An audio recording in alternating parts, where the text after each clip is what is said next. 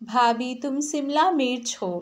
नीति ने कभी सोचा भी नहीं था कि अपने स्कूल और कॉलेज में जितनी तारीफ़ें वो बटोरती है वो आज मिली तारीफ़ के आगे फीकी पड़ जाएगी।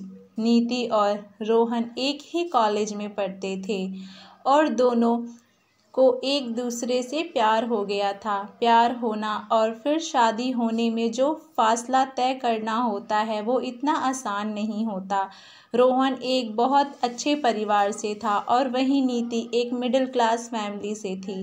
नीति की माँ को सब पता था उन दोनों के बारे में, लेकिन नीति का भाई शादी के लिए बिल्कुल तैयार नहीं था।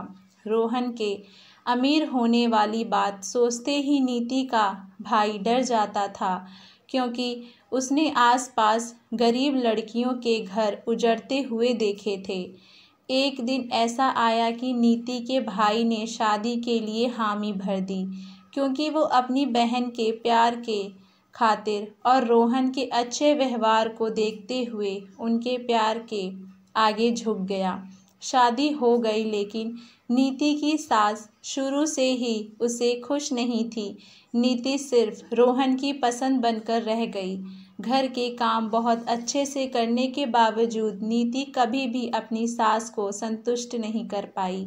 नीति का एक बेटा हुआ और उस दिन पहली बार नीति को लगा कि शायद उसकी सासू माँ अब खुश है।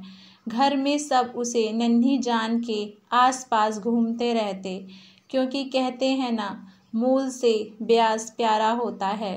नीति अपनी नौकरी दोबारा से ज्वाइन कर ली और वो घर का काम और ऑफिस का काम बखूबी संभालने लगी।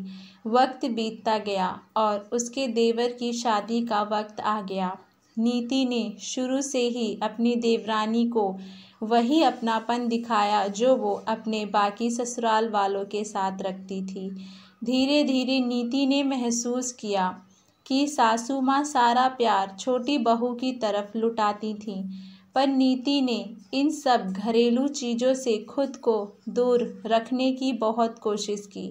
नीति जानती थी कि इसके पीछे की वजह देवरानी का बड़े घराने से होना था, लेकिन उसने कभी भी अपने व्यवहार में अपनी पीड़ा झलकने नहीं दी। सासू माँ जब भी छोटी के साथ होती तो उसका बेटी की तरह ख्याल रखती, उसकी सेहत की भी चिंता करती, लेकिन जब भी नीति की बात आती तो वे सही सोचती कि ये तो छोटे घर की है, इसे क्या फ़र्क पड़ता है, काम ज़्यादा हो या कम। रोहन सब कुछ चुपचाप देखता और समझता था, लेकिन कुछ बोलता नहीं था। नीति के देवर ने हमेशा उसे सम्मान दिया, जिसकी वजह से वो छोटी के स्वभाव को भी नज़रअंदाज करती रही। एक दिन रोहन ने उसे समझाया कि तुम अब पहले जैसी नहीं रही, हर वक्त चिंता में रहती हो। अगर तुम्हें कोई बात बुरी लगती है तो उसे बोल दो, जिससे सामने वाले की दोबारा कुछ करने की हिम्मत ना हो, या फिर जैसा चल रहा है उसे स्वीकार कर लो और अपनी ज़िंदगी भर ध्यान दो। नीति ने उस रात बहुत सोचा और फैसला लिया कि जवान चलाने का कोई फ़ायदा नहीं, पांचों उंगलियां एक समान नहीं हो सकती। उनसे फैसला लिया कि ज़्यादा इमोशनल होने का कोई फ़ायदा नहीं। नीति ने अगले दिन से ही अपना रवैया बदल दिया।